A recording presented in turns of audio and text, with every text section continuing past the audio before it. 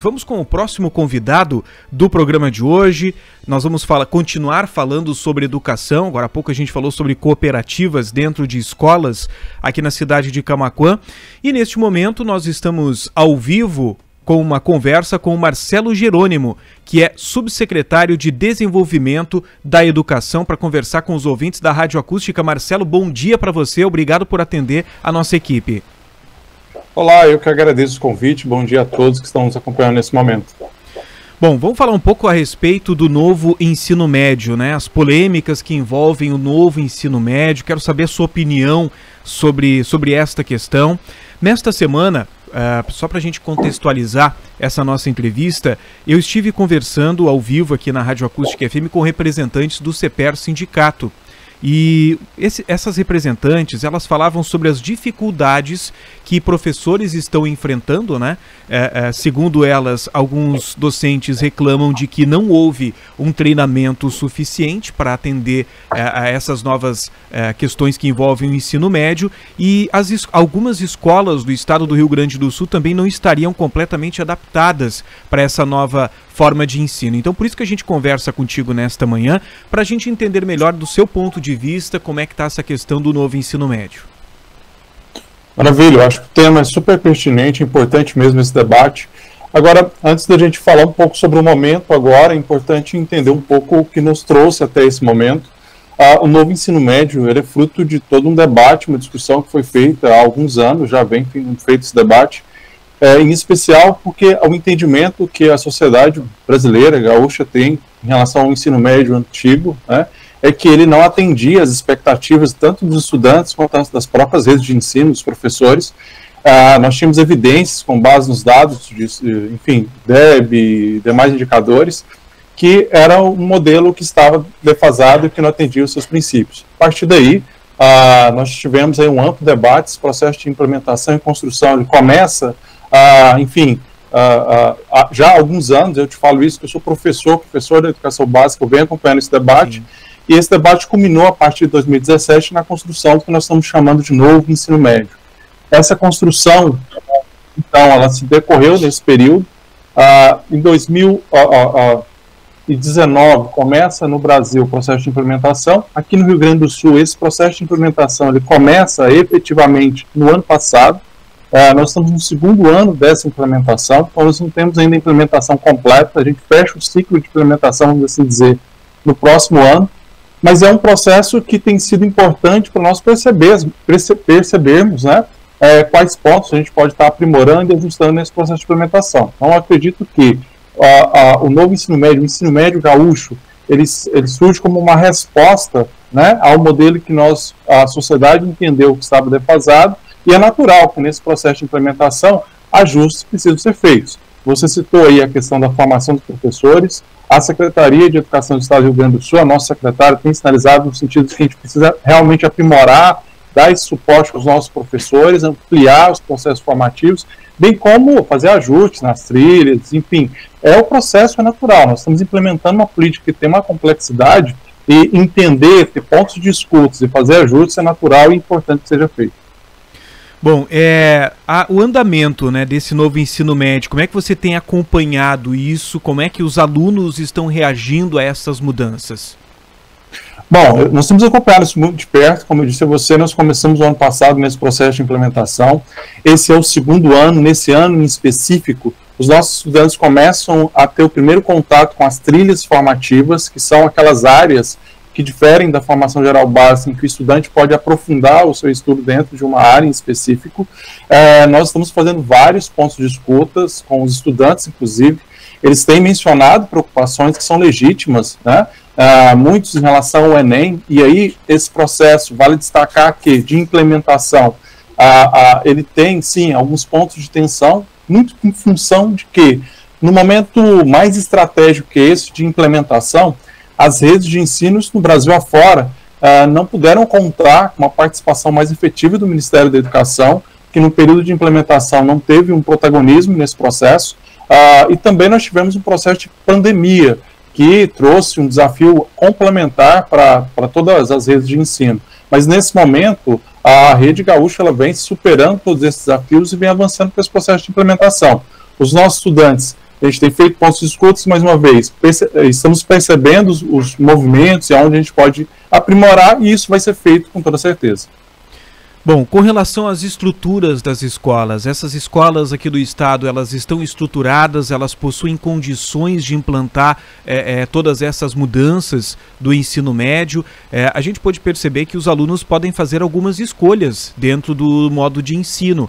E essas escolas, elas estão aptas para que essas escolhas possam ser tomadas por esses alunos?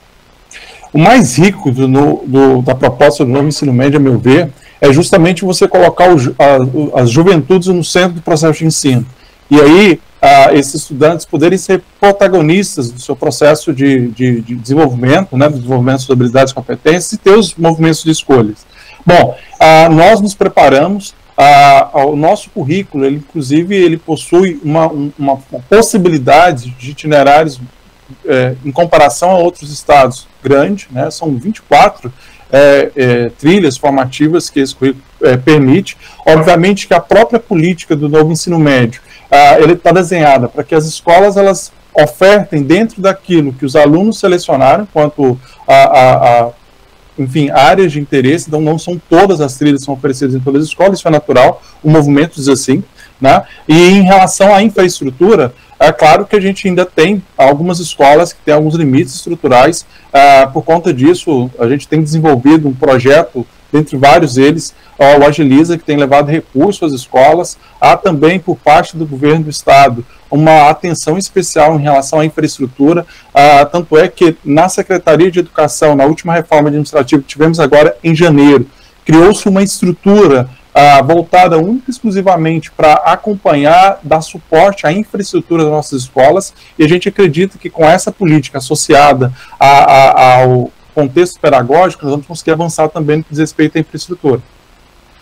Bom, uma outra questão que foi apresentada nesta semana durante alguns debates aqui na Rádio Acústica FM diz respeito de que alguns professores acreditam que o ensino médio não seria o momento específico para que esse aluno comece a tomar decisões sobre a sua vida profissional. Alguns professores, inclusive, citaram de que algumas disciplinas que esses alunos tinham no antigo ensino médio e que agora acabam não utilizando, né, nesse novo modelo, seriam disciplinas importantes para que futuramente, já num outro estágio depois do ensino médio, esse aluno pudesse optar sobre suas opções de trabalho, no mercado de trabalho, e de que não seria esse o momento adequado. Você vai de acordo com essa opinião? Você pensa diferente? Como é que é o teu pensamento sobre esse assunto? Essa é uma boa pergunta.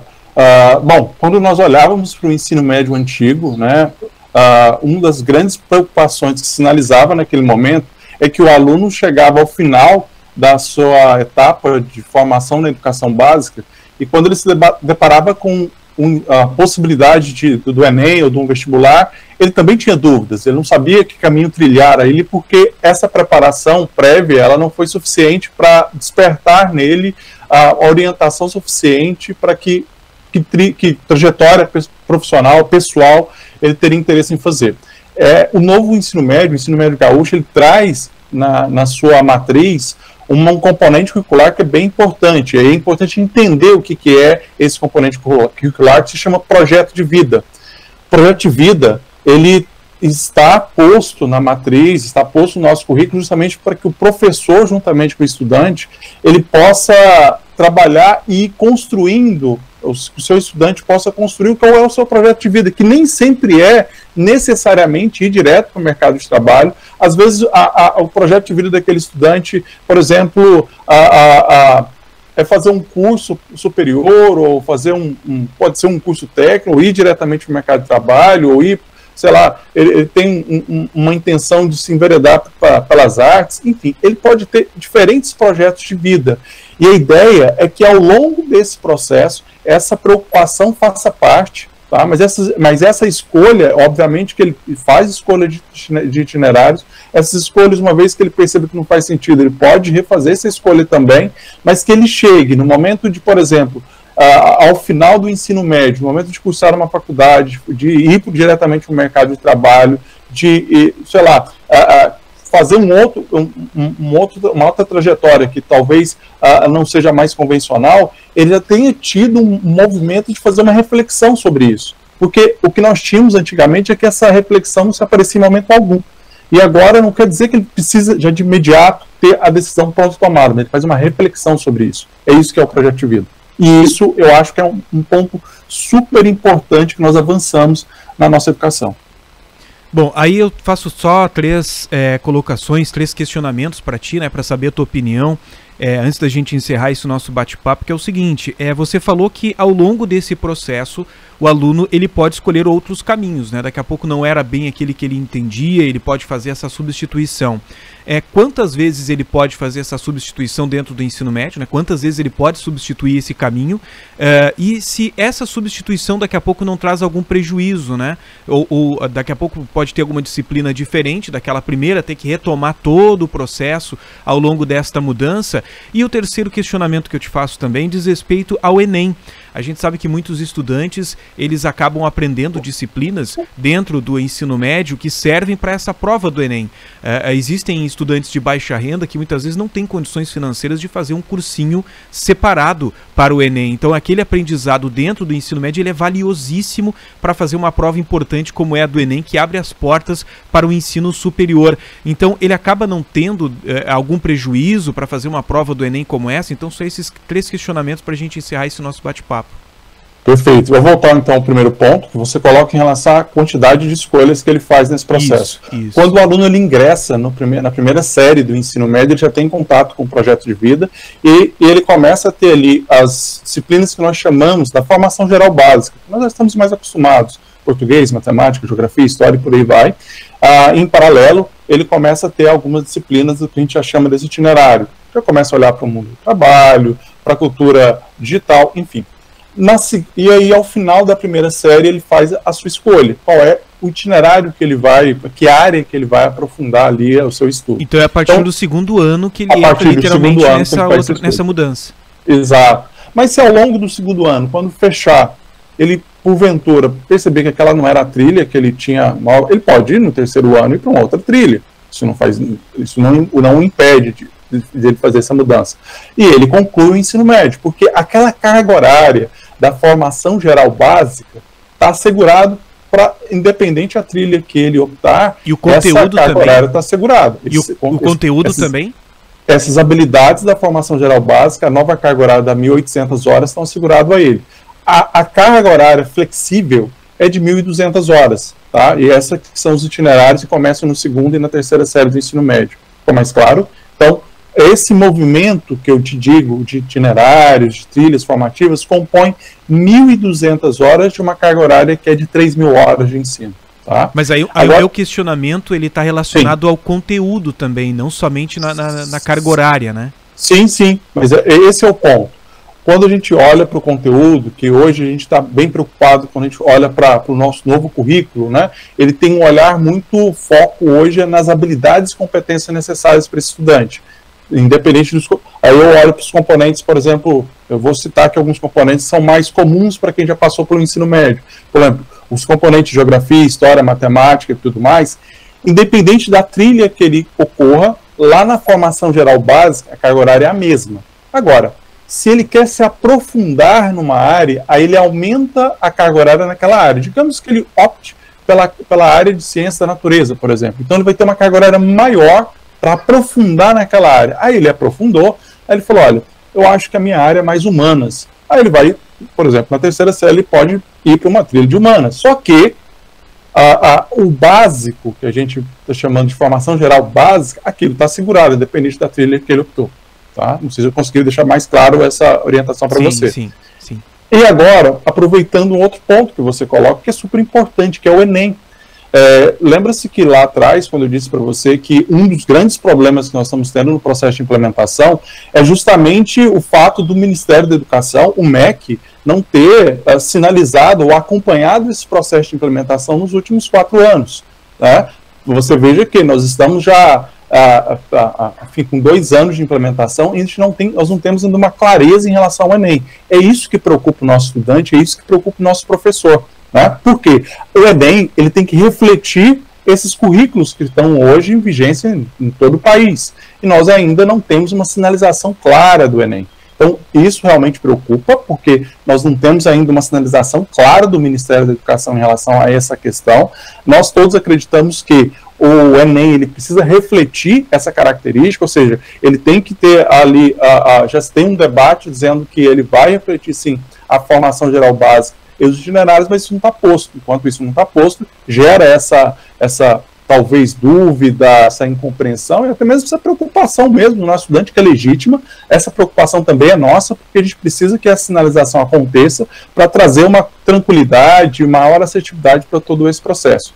Então, é importante trazer esse ponto aqui para o debate, porque hoje o que a gente percebe que tem preocupado o nosso estudante é justamente essa definição em relação ao Enem, que é algo que foge aí à competência da Secretaria de Educação. Marcelo Jerônimo, subsecretário de Desenvolvimento da Educação, queria agradecer a tua disponibilidade hoje em conversar sobre esse tema importantíssimo. Hoje a gente já conversou sobre outras questões, a gente falou agora há pouco sobre a área educacional aqui no município de Camaquã, a instalação de cooperativas, né? Cooperativas escolares, os alunos desde cedo já aprendendo, né, essas questões de cooperativa dentro da sala de aula, foi muito interessante. E agora a gente seguindo, né, conversando contigo a respeito desta implantação do ensino médio, a gente viu manifestações pelo Brasil inteiro nesta semana, e a maioria das manifestações de pessoas contrárias à iniciativa. Mas essa iniciativa ela está em vigor neste momento e a gente precisa debater o que precisa ser melhorado, entender os dois lados desta questão. Por isso que a gente conversa contigo, para que o ouvinte da Acústica FM ouça os dois lados e a partir daí ele consiga tirar a sua conclusão sobre esse tema. Bom, eu quero aproveitar para parabenizar a rádio por trazer esse tema, por trazer a educação para o debate. Isso é super importante. Abrir aqui espaços para pensamentos contrários, é assim que a gente constrói, e parabenizo vocês. Não é por parte da Secretaria de Educação, aqui é um espaço para a gente poder também levar para toda a comunidade uma orientação, a informação que nós estamos trabalhando, como isso está acontecendo. Então, agradecer mesmo, agradecer a todos que estão nos ouvindo, e temos a certeza que estamos atentos a esse processo de implementação e queremos fazer os ajustes necessários para que a gente tenha aí um modelo de educação de ensino médio que consiga trazer qualidade e equidade para os nossos estudantes.